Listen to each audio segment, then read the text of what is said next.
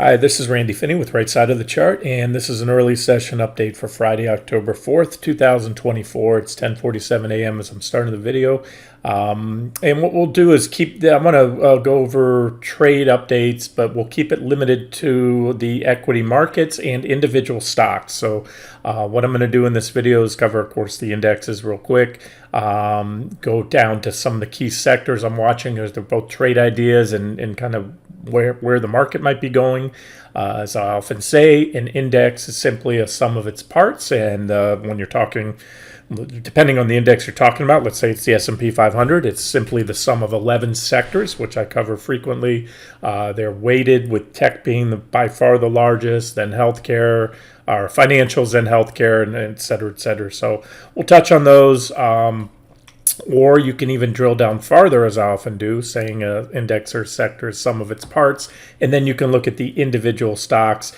And as I often say, for the NASDAQ 100, for example, you don't need to look at all 100 companies in there. You only have to look at the top 5 or 10 because the weighting on those is so much. It represents, I think when you're at the top 10, you've got over half of the NASDAQ 100 weighting coming from just 10% of the stocks. So let's just dive into this. And then what I'm going to do in this video too is, what I've been focused on very hard, making a big effort recently to spread everything around because I've seen the opportunities. You've probably noticed it seems like I'm coming out with a short trade idea 1 minute, and the next trade idea is a long bullish trade idea, even in the equity arena, the stock market. And that's working great because the market is, whether you want to call it toppy here or not, it's kind of grinding around. This is VTI. I'm going to start out here. I'll get to everything else, and then we'll give a quick update on the trade ideas and, how best to use them on the site. So VTI track pretty much the old a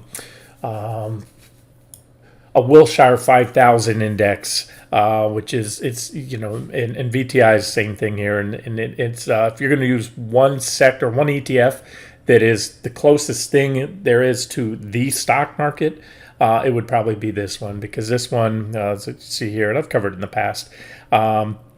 It seeks to track the investment performance of the CRSP U.S. Total Market Index, which represents approximately 100% of the investable U.S. stock market, including mid, large, small, and microcap stocks regularly traded on the NYSE and the NASDAQ. The fund invests by sampling the index, meaning that it holds a broadly diversified collection of securities that in aggregate approximate the full index in terms of key characteristics. So, and same, it's basically what the Wilshire 5000 is as well. Now, you have, as you can see here, divergent high, and you had a nice tradable correction, another divergent high, and an even bigger correction, and this most recent divergent high. So this kind of, tells me here's an uptrend line, and there's a nice price support level that I think is very important on this one. I have it at 278.96, so you want to call that 279 or give it a little bit under. A solid break below there would trigger a sell signal on the overall market, and we're above. So we're holding this uptrend line right now, and that recent breakout, this is a breakout backtest. As I like to say, breakout is bullish unless it fails. Then if it fails, it's quite bearish. So that's kind of your quick 90-second or 60-second overview of the stock market if you want. But the takeaway also is I've had a field day trading this market recently, both long and short. To recap, we were using other proxies on the indexes. The NASDAQ 100 was my go-to index for the reasons stated. It vastly outperformed the S&P 500 in this drop. We had sell signals all the way back here as early on, rode that down with impunity. I was calling the markets down, particularly the major indexes, down to their 200-day moving averages. You can see a perfect tag right there, the 200-day exponential. If you're new to the site, I often tell subscribers I leave both the 200-day simple in blue right here, the blue line, and the 200-day exponential in red on my charts. And the simple reason for that is some traders use one, some use the other. Therefore, I use them both, because if you have a subset of traders that are going to step in and buy the 200 exponential, well, that's what you did. And if you were waiting for a pullback to the 200 simple, guess what? You got smoked. You never got your exit on your shorts. You never got your entry on your longs. You recall we made a hard reversal on the morning of August 5th, right there at the lows. And that was stated as cover all shorts across all accounts, long-term and short-term accounts, and go full long, aggressive long. And that's what we did. So after milking that short down, and so this is the kind of the reflexive bounce. Where I'm going with that is, it was the first pullback to the 200 days. As I was saying up here, we've been away from them for a long time. I've been trading for many years. You will always come back and visit. Even in the most bullish of uptrends, the indexes will, and the longer and farther you get away from them, the more powerful the mean reversion. You're going to come back and visit them, even if the uptrend is going to continue. Now, we're going to also watch for a break of those. So what we'll watch most importantly for the market, if you want to replicate it, as I just said, a break below roughly 279, and the intersecting uptrend line right there. Then this is a very big level there for VTI, about 260 right there. And then you have the intersecting 200-day moving averages. Let me just show you again, if you're new to this, how the 200s work. If you flip over what I just did to a weekly chart, meaning every candlestick is 1 week, that lets me scroll back farther in time. And this is VTI, and we'll go in a little closer here. So what you do on a weekly chart is you create 40 period or 40-week moving averages, because that's the same thing as a 200-day moving average, because there are 5 days in a week. 5 times 40 equals 200. So it's the same. They come in at the same levels. You just have to, on your weekly chart, set it to a 40-period moving average. All right, so you can see that's that last one about it. And, they're not, every index is different. I've noticed over the years tech stocks like Apple and Microsoft and the tech-heavy QQQ behave extremely well, the semis to their 200-day moving averages. But overall, again, you can see there are times when you're coming down, you'll overshoot it for a week or two. So, but I think one would find it hard to argue. There it is. So there was a solid break, a solid weekly close below. That was your sell signal back in 2021. We were short there. We were short right before that with the NASDAQ. We rode that down because that helped. I mean, we had other 60-minute charts got us short there, other things than this. This was the confirmation from a longer-term trend sell signal that said, guess what? The primary trend has now changed. And then you had, as you can see here, on every instance back, once you're below the 200s and you're solidly below them, especially you want to play it safe, use a weekly chart. It's going to help filter out whipsaws more so than a daily or 60. So then when you're below them, when you notice, especially once you notice rallies back to the 200s, we're getting sold into. That is the nature of a bear market or primary downtrend line. And that continues until you take them back. This is where you took them back right here. You back tested, you went 1 week below, but then you shot back up. And then, again, it's not unusual to see a week or two down below there. You can see how well it's done. And go back as far as you want, guys. You can roll back as far as your charts will go. You can go back in the early 2000s there, and you can just see how well these bull market, the primary trends, are defined. There was our last real bear market. We broke them back in late 2007. And here, I'll zoom in for those of you that can't see it on the small screens. And then boom, once you clearly gave them up right there. You didn't have to squint to see the 200s were gone, taken out, not just on a little, small, again, give it a little bit of room. Rallied back, rejected. Rallied back, rejected. Those were the 3 best shorting opportunities, and you would have made a fortune, or you also would have sidestepped tremendous, catastrophic losses on your 401k, your long-term funds. And so, all right. So right now we're comfortably above. That's all I wanted to say. We'll leave it there. However, we've also been going up, back and forth. And, whether this is a topping market or not, only time will tell. You guys know my big levels that still need to get taken out. I've been saying for since we hit these, there's it's just not an aggressive all-in short moment or everything short the indexes. In fact, that's what this video is going to do. I'm going to show the trade ideas, how we've been just diversifying, long, short, doesn't matter. And that's a nature of a either a topping market. You often get that. You start to see some sectors starting to roll over first, others coming up.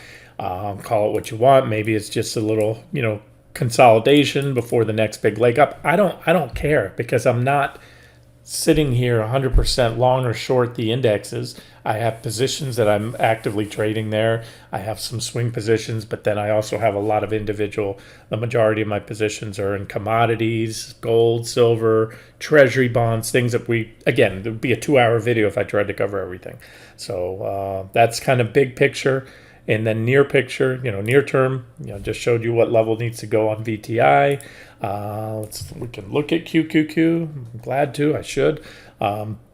It's kind of been a sloppy-ish chart lately. Way back in the end of June, before we got up to this range, I said this is where I believe the stock market will peak, both the S&P 500 and NASDAQ 100. Gave you market top ranges, and so far they're holding. And like I've been saying, unless there was just a mountain of technical evidence other than just we happen to reverse there. It was bearish engulfing candles and candlestick reversal patterns and divergences and a lot of other things that say that's still that.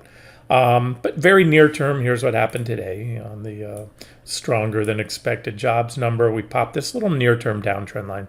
So that's a little bit of noise, but we rallied right into resistance. And then more importantly, as I go through these trade ideas for you today, for example, NVIDIA rallied right back into the trend line. And so far reversed off it. So, things like that will take the NVIDIA, as I've been saying for months now. Don't want to overdo it here, but by far I consider it the single most important stock in the entire stock market, even though it has a smaller market cap weighting than both Apple and Microsoft. It's just a psychologically important stock, in my opinion. I have little doubt about that, and maybe even so less now than it was months back, because it's long since peaked. And anyways, we'll get to that. But now let's do this. Let's just take a look at, because in a choppy market, again, this is where investors are probably getting frustrated. If you look at QQQ, where we're at today, it's trading exactly where it was back in the middle of June. And you can see that's 3.5 months ago. So in 3.5 months, people are trading a lot of folks, that's where they focus on the tech heavy NASDAQ. That's where the growth is. They've gone up a hair, down quite a bit, back to where it break even, down, and we're right back to where we started again 3.5 months ago. So, however, it's been extremely conducive to swing trading. We've done a pretty damn good job of swinging these trends, covering at the highs and selling at the lows, or selling at the highs, reversing back. And again, we're not, because we're in this range, we don't have that kind of all-in moment on swing longs or shorts. And even I told you before, if we go to new highs, they're going to still have a lot of technical evidence, divergences, and everything else that I won't go to a full-in long. You guys can do that if you want. But I am waiting, because based on the technical posture of the charts, and it's mainly this level, that reaction low. That's a big one in the 200 days. So I've continued to be pretty consistent on that recently. That's where I think that we'll start to see that waterfall selling that will most likely open the door to the longer term targets that have yet to be hit. Remember, we already hit T2 the day we covered there at the August 5th. And that was also I think T6 on the stock futures. I'll cover those real quick. This is NQ. I think I've got a daily on here. Yep. All right. So that's where, before we peaked, it gave a preferred market top of 2100-ish. We effectively hit that within literally a fraction of a percent. So it was a perfect top call there, went down, and that was where we covered the morning of August 5th. Couldn't be better, right there on that T6, hard reversal. And this is, again, we'll see. Time will tell. We're going to do this, then this, and just keep going. Or what I suspect this, but we need to take out. There's that key low. It's also T5. That's the level that I think when we take out, we've already hit all these targets. So that opens the door that if we do roll over soon, I have very little, if any, interest in gaming bounces. These bounces we gamed on the way down off these other targets. Again, these were the targets laid out back in when was it? Like June, July, early July, I think, on the NQs. So that's it. So that's kind of bigger picture stuff. And here we are. We're way up here. We need to start rolling over, and we need to start triggering sell signals. Otherwise, we could drift higher here. And again, my focus right now and where the opportunities are on individual trade ideas. So let's talk on that. So when you go to the site, trade ideas, I'm a one-man show. It's first and foremost, I'm a trader. I'm trading profit for a living, and so my primary focus is there, but I will often sacrifice many times trying to get a post out to you on a trade idea or important market movement early in the morning before I have time. Then then I go in and update my positioning or add to things. But with that being said, so I do my best to keep up on archiving, categorizing these trade ideas, but quite often they'll be stale. What does that mean? When you go into, let's say you go to the categories, active swing trades, longs, every so often when something hits either its final target or any maximum suggested stop or any reasonable stop. What is that? If I don't list a stop, anything, I always say at least a 2-to-1 RR. So if I give you a 10% price target on a long trade and the stock drops 5, 10, 15%, it's obviously exceeded any reasonable stop. Thing about my trade ideas, as you know, I list multiple price targets, and it's the reason why is in here in the frequently asked questions. Why do I list them? Because everybody's different, and myself included. I have different accounts, long-term, short-term, and so I have different price targets myself on each trade. So in long-term accounts, I don't try to game all the little micro squiggles. So this tells you why my multiple price targets are listed. And as I say in here, I do that for different traders. Some want the quick get in, get out, hit those early targets. You have a higher probability. You can do that, wash, rinse, repeat over and over. These are active swing traders. And these longer term targets are for the longer term, less active swing and trend traders. And so that's why, people have been asking, and I'm giving you, as I used to always do, suggested stops. And they are, they're going to be commensurate to your targets. If you shorted that bearish engulfing and that divergent high, theoretically impossible, you could still be short and you're still profitable. That's where our entry was right there, right after the initial trend line break there in the divergent high. So you're still profitable, even though you've given back most of your profits already. And any reasonable stop, if you're targeting T6, which is a drop of, from where that short entry was, of 35%. Oh, no, I'm sorry. T7 is my final target. I knew there was more. That's a drop of 47%, almost 50%. You could give yourself a 20% stop loss and still have a very a reasonable and attractive RR. I'm talking 20% from that point there, which would be about less than 15%. Now I'm not doing that, nor did I recommend one that high. I wouldn't. I would have kept it a little tighter if you are targeting that. So I think you get the point. Is that I will speak to different traders, even my own self, which wear different hats, active trade, long-term swing trade. But overall, I just want to kind of reiterate my longer-term outlook hasn't changed. I try to thread the needle looking at the 15-minute charts, 60-minute charts, 5-minute charts.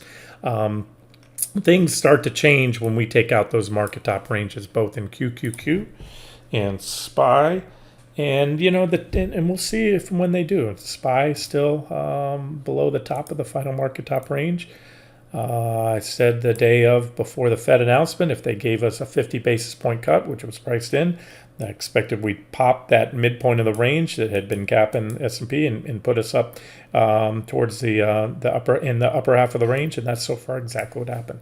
And the technical posture hasn't changed. We had divergence at that last high right there that gave us that big drop, and the divergence is only steeper, indicating to me that these targets are every bit as much, if not more likely to be hit now as when I first gave them to you back in late June.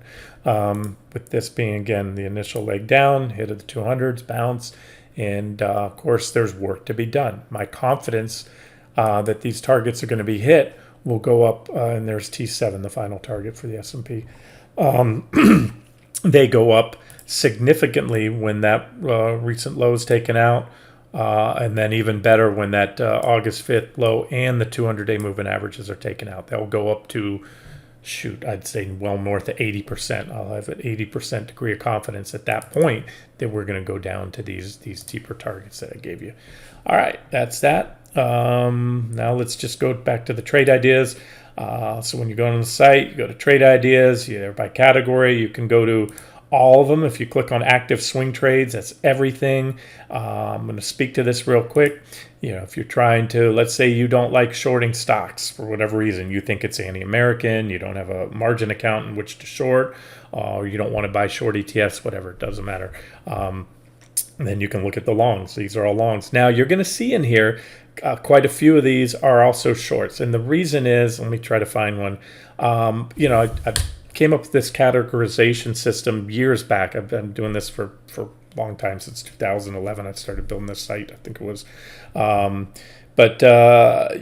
I came up with this categorization system. I have to tag these things and give it a category. But then what happens when I do a video, here's one right here. No, that's a long. Moo is a long. Oh, no, this is in, let me find a short here. Active trades, long. Got to be something here. Well, here's why. I'm going to click on Moo, because Moo, for example, is the agricultural ETF. So I did a video back here on commodity swing trade ideas. And at the same very time, we were short things like gold and silver, which we still are, but long and bullish things like wheat and the majority of the commodity ETFs. So what happens when I do that video, I'll categorize it as act both long and short setups in there. This one, I actually take that back. I didn't. I know sometimes there are videos where I will cover a lot of trade ideas that are out there, and I'll mark them both long and short. So all I'm trying to say, if you're interested in it, you click the tag, whatever you're interested in on my latest analysis, and then it'll bring you to that post. If you click on NITO, you go down here, and these are the last 2 times I've covered this as a trade idea. Now you go back longer term. If you go to, let's pick seed. I'm just randomly going in there. So now I clicked on the tag seed. This is all the trades, all the analysis I've done on seed, whether it's an active trade idea or just covering the sector going back to 2020. So you can see that's how that works. So you click on any of the symbol tags on any post. If you go to a post, click on the post itself.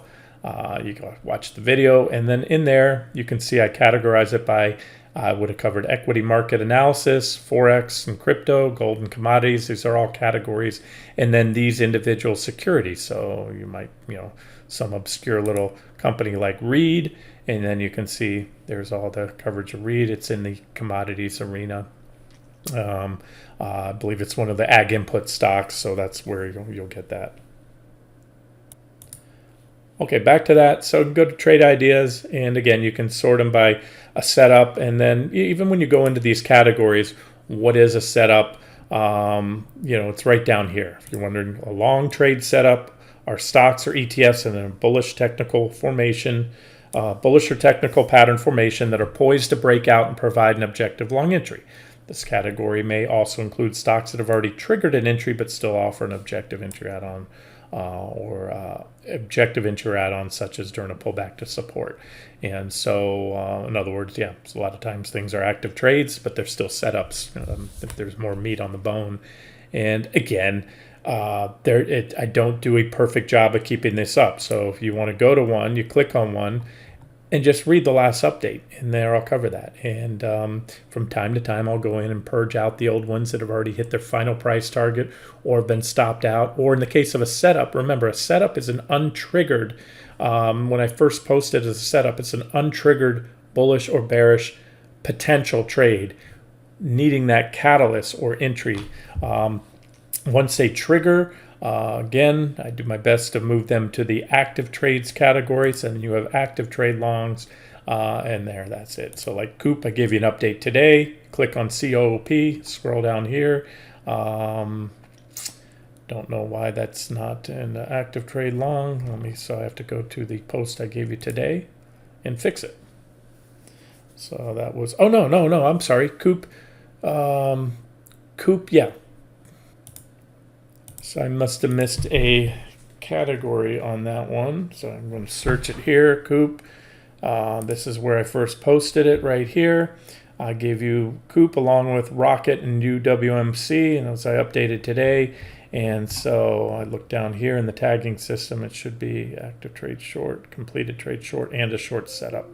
That's what it is. It's a short trade setup. And then that's what I was looking in the long trade category. That makes sense because I covered other long trades in that video. So I didn't want to confuse you. I just want you to understand how these things work. Most of the trade ideas I share are often in the videos. I do my best. I know most prefer these charts. It's quick, easy. If you're working or you don't do this full time, you can, in a minute or so read through my notes and charts. But it's just much more efficient for me to convey and get out a lot more trade ideas to you.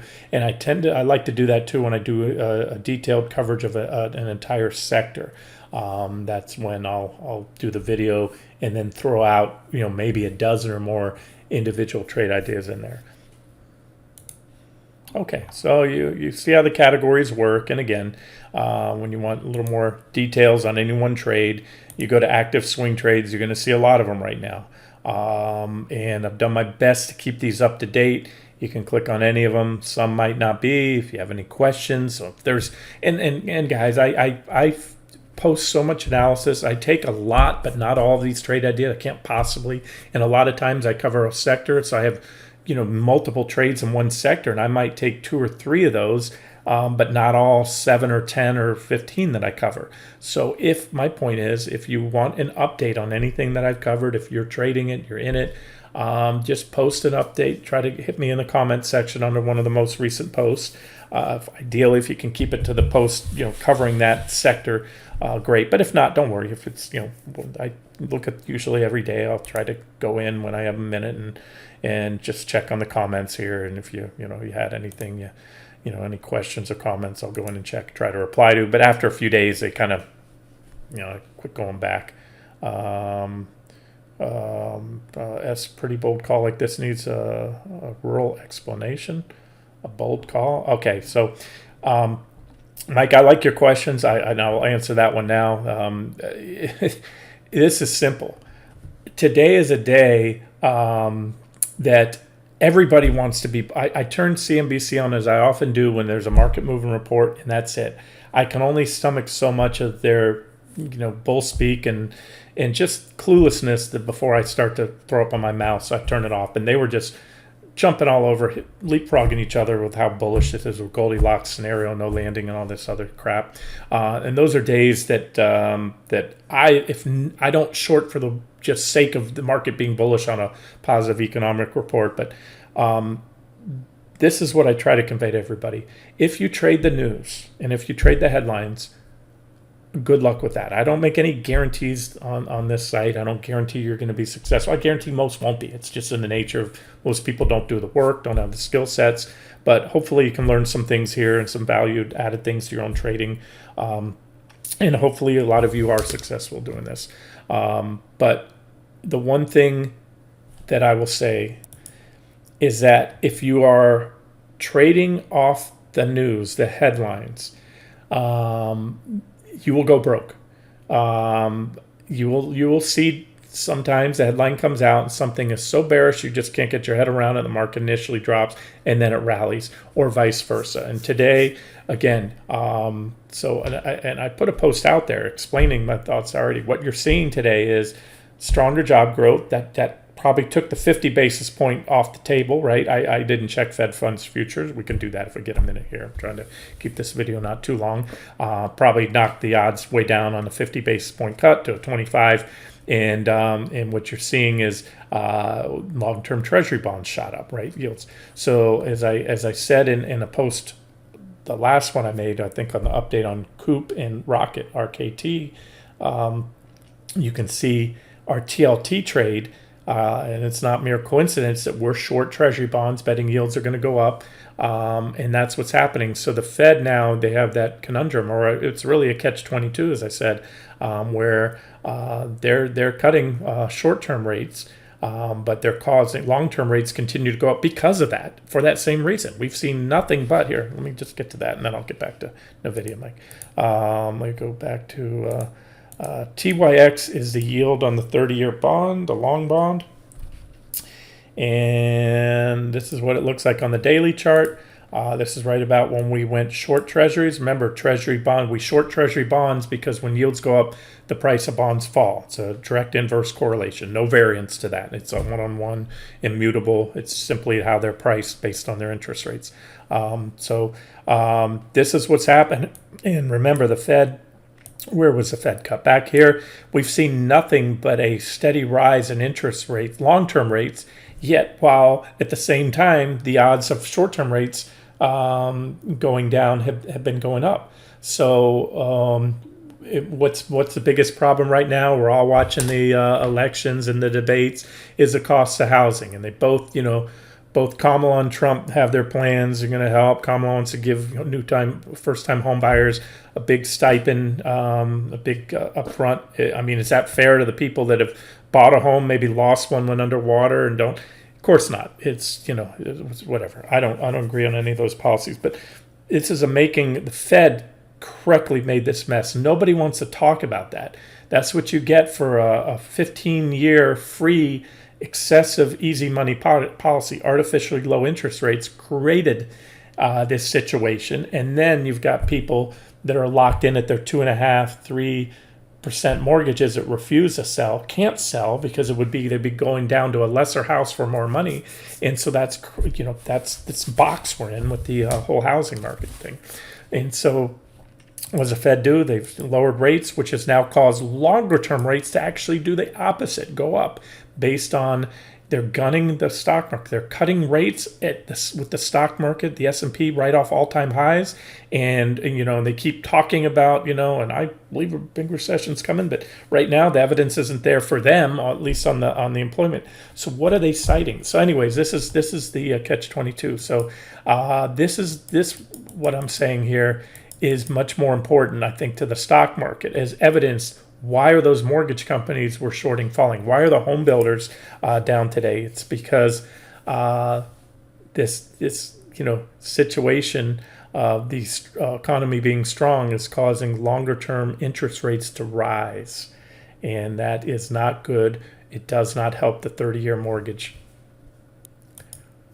nor really what people borrow for, including, this is the 30-year. You can go down to the 10-year bond. That's TNX. This is really what the 30-year mortgage tracks more closely. I gave you targets on it back here. And look at what we're doing. We're steadily going up. We just hit my second target today. That's also, we hit, on TLTR bond trade. And then I followed up with ZB for you futures traders. In the comment section, I put ZB is actually at the third price target, or treasury bond short for the 30-year treasury. So, and then you can see there's that downtrend line, the wedge we just broke out of. Bullish falling wedge, and this would indicate higher rates yet to come. And so, Mike, today, while every single talking head that I saw for the short period I had CNBC on was bullish. Again, I didn't watch very long. I'm sure they have to march their token bear out every now and then. They do that. No, this is today's events I view as not bullish for the stock market, because this is the most important thing here. Okay, so back to your specific question. And guys, I didn't even know that comment was there. I'm just going to answer that question. The rationale, again, if you trade off headlines, I promise you, I can all but promise you, I can't promise anything, how anyone's going to, but I do, in my heart of hearts, believe you will fail as an investor or a trader. If you're trying to trade off headlines. Number one, by the time most headlines are released, whether it's a company announcement, a product development, that is mostly priced in. Most news is priced in by those that know, little birdies that fly around, whether it's senators and that are privy to information, insiders that tell their family relatives, hedge funds that are in the know. most of that stuff's priced in. So you're trading in the rearview mirror if you're trading off the headlines. But so at the end of the day, what this site is primarily about, I talk about fundamental analysis all the time, like I just did. But this is technical analysis, and you can second guess yourself all day long. But if you don't have a trading strategy and a style, my style is since I called a major top on NVIDIA back here, and I have very long-term targets that I gave you back on June 26th, I think it was, much deeper targets that so far we're playing out. We shorted it here, right there. That was our first short entry. We covered there, went long. We've been gaming NVIDIA very well on the ups and downs, but these are still my longer-term targets. And so to answer your question, when you have a stock rally back to trendline support, and as all these other ones, I was mentioning it here, we swung it down, but then I said cover it, go long. We had a bullish falling wedge. We had it also at the major primary uptrend line on the daily and weekly chart. So it was time to cover it again, reverse, game up another bounce, and then I highlighted here my shorting zone from here. Scale in for a long-term trade. And so what I highlighted for you guys today is either if you're an active trader, a quick pullback trade, or if you are a longer-term trader and you're going for those deeper targets. We've only hit the first of what I think 4 or 5 targets on at least on NVIDIA. Then you short, and I gave you stop that's a little bit above. So if the trend line gets taken out, yeah, that's one thing. Sometimes I'll take it out and fail. But you really don't want to see it go much above these reaction highs there. Because if you do that, then you've only got 2 more. And it starts to bring, what it does, it starts to change the near-term technical posture. And again, that's what this site is primarily about, technical analysis. So we go up here. If we pop the trend line, that in itself is going to be a bearish technical event. It's going to bring in some buyers, almost certainly. And it's bullish unless it fails. And then more importantly, if we pop this previous high, what do you have here? You have now from this point 1, 2, 3 higher lows and 1 and now 2 higher highs. And it starts to form a new primary uptrend. Okay, so that's, and at the end of the day, again, don't overthink it. A rally into resistance, you have one of 2 trades to make, or 1 or 2 things you can do. If you are bullish on NVIDIA, you don't go long there. In fact, you sit tight and you wait for a breakout above it to then go long.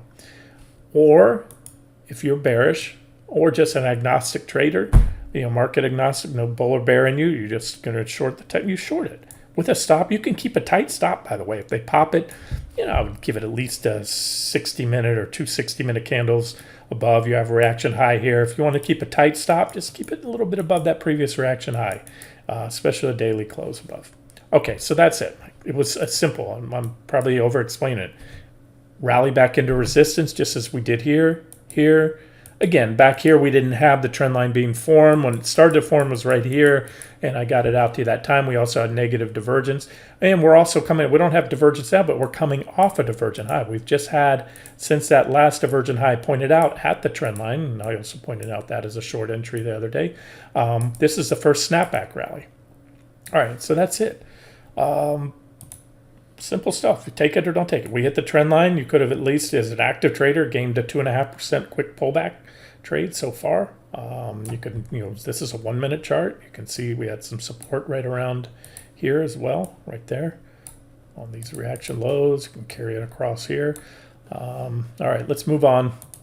And again, let's go back to the trade ideas. And that's it. So all in all, active swing trades, there's a lot of them out there, and I think there's a pretty good balance, and there has been lately, between long trade ideas and short trade ideas right here. And so far we've been knocking them down, and that's a signature of again, either a top, it doesn't matter if it's a topping market or a consolidating market that's going to new highs. It is the market we have. And my point in this whole video, it's been very conducive to swing trading, especially flexible swing traders like myself. I am just as comfortable shorting something as I am going long. You know me, if you followed me for years, you look at things like Bitcoin, you look at the commodities, gold, silver. I mean, I have absolutely, it doesn't matter. I don't, if charts say short it, then turn around and buy it. I'm not a gold bug. I'm not anything. Trade the charts, what's in front of me. And we've seen some really nice trading opportunities recently. And so, and that's the point. They're spread out. Let me show you a few other things. I'll wrap the video up. Speaking of sectors, so I'll wrap it up with that. So XBI, remember that one just recently triggered a sell signal. It still objective because it's below the trend line right now. Utilities, somebody asked for an update, and I did give you an update the other day. I still very much like it. I told you I gave you a suggested stop for those that took it. Remember, I shorted this one and added it right here as in anticipation, but with an alternative entry or add-on to come on the break below the S1 level, which at the time was a trend line in the 78 support. That hasn't happened, so it's still, as I told you, I'd keep it on as an active trade because that break of the trend line will trigger that alternative entry, and then at that point, I'll share whatever a revised stop would be. But so far, look, it was down, one day here. Yesterday we closed slightly negative, but I still very much like this. The one I almost got out to you the other day, I've been tracking the REITs, and we have so many sector ETFs right now out there, but I just wanted to point out, this one doesn't move the needle in the S&P 500, but it's also falling here. This is IYR, the real estate index fund. So see, this is showing kind of that pain, I think, in real estate, as well as I just showed you, obviously, the mortgage companies, that rising interest rates are not good for that sector. And that's a sector that people have been talking about for the last couple of years is a potential landmine. A lot of commercial real estate underwater. Banks have been, the Fed always lets them, or the regulators always let them do, brush everything under the rug, mark to fantasy, which is a, pun on the old mark to market rules that they used to have for accounting. So there's a lot of, real estate losses that haven't been booked. Anyways, that could be a shoe to drop in the market, but doesn't matter. Again, I'm just rambling fundamental stuff. It broke down and it's been selling off, and we're only halfway down to my first target there. You can see these other targets there. So that's kind of an overview of what's happening, especially with those rate sensitive sectors like utilities, so far down today, finally catching up to the rise in yields.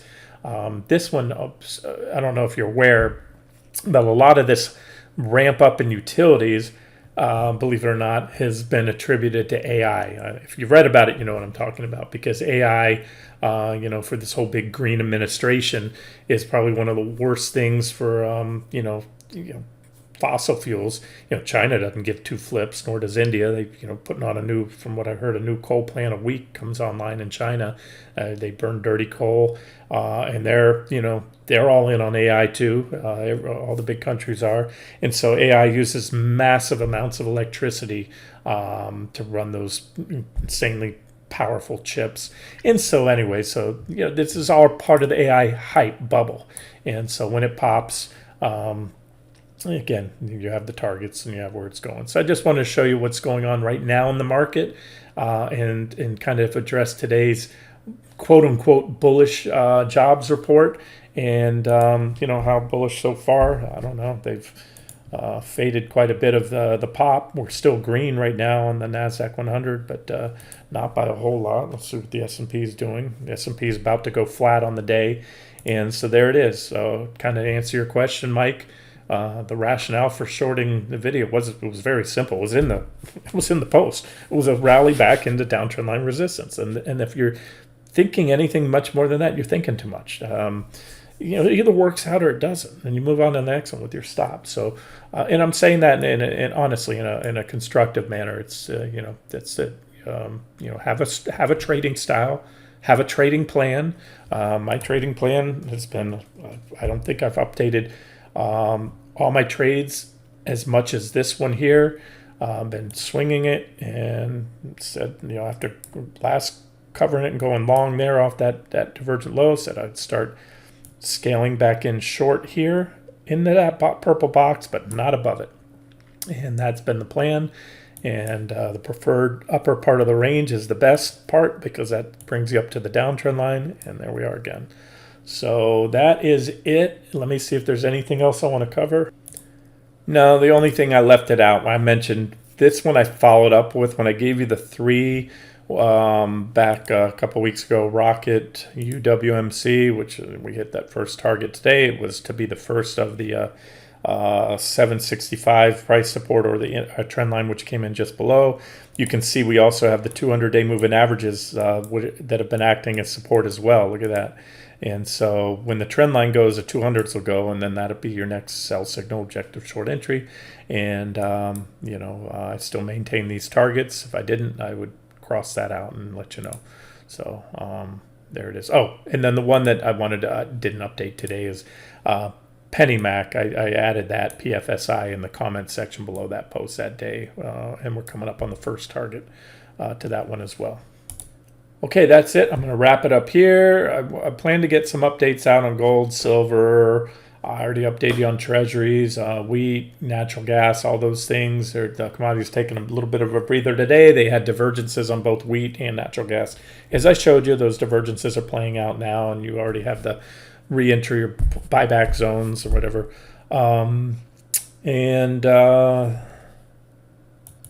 And that's about it. All right. So the key takeaway is I think it continues to be a very good stock pickers environment, meaning long the most bullish stocks and or sectors with constructive charts. At the same time, shorting, there's plenty of opportunities on both sides right now. And as the Trade Idea show, that's what's going on right now. So we're blowing away the market's going nowhere now for the last couple of months, but swing trading is starting to, with the volatility that we've seen lately, which keep in mind too, I'm watching the VIX. Let's not forget about that. That's related to the stock market. It's all covered here. That remains elevated. Look at today, blowout report, but yet the VIX is still coming out of that bullish falling wedge breakout I highlighted recently, and it's still holding up here. It's elevated. And so you would expect a day like today, especially this morning when we had the big initial pop, you would expect the VIX to fall. And this is VIXY, still kind of holding up relatively well. So it's Friday. I don't expect any firecrackers today, and I don't expect anything in the near-term technical outlook for the market to change. And until we have kind of those all-in moments on the indexes to be short, we'll just kind of keep threading the needle, trading individual stocks and sectors long and short, and do that until it's time to maybe focus. When we have that all-in short moment, then I hyper focus on the markets. I tend to just set my stops and price targets, OCO orders on my individual trades, and let those run. What does that mean? You go to like Rocket, for example. OCO orders, best things in slice bread. You have a stop loss order. Look, you've already taken out T1 right here. See those reaction highs? That's where a stop should be at this point. No, not much farther about that. So you have a OCO is a stop loss order. One cancels the other. Stop loss order, and your price target, whatever your price target or targets are. As I said, everybody trades differently. Some people like to take profits as a trade goes out, take a quarter there, a quarter there, a quarter there, and then the final profit's there. Others want to hold out for the prize. Some might only be targeting this. Some might be closing out on T2. So each trader is going to have a different stop, is what I'm trying to say. But overall, for the trade, those targeting my final target, I think a reasonable stop right now would be lowered there. So you put an OCO order. It says a stop loss order, good to cancel, a little bit above 20, with a buy to cover limit order, a little bit above 1132, good to cancel. And set it and forget it. And one of two things is going to happen, guaranteed at some point in the future. You're either going to be stopped out or your price target's going to be hit. So OCOs, other than not having to be in front of your computer all day, what they do, which from my experience and doing this for a long time, both me personally and listening to folks on this site, discipline is the thing that it really is probably the biggest obstacle for most traders. Second guessing your position, getting shaken out on a counter trend move against it. OCO orders, set and forget. And one of two things is going to happen. You're either going to hit your price target or you're going to be stopped out. So it gives you that discipline that most are lacking. So that's another reason I like them. All right, guys, I'm going to wrap it up here. This has been Randy Finney with Right Side of the Chart. Have a great day.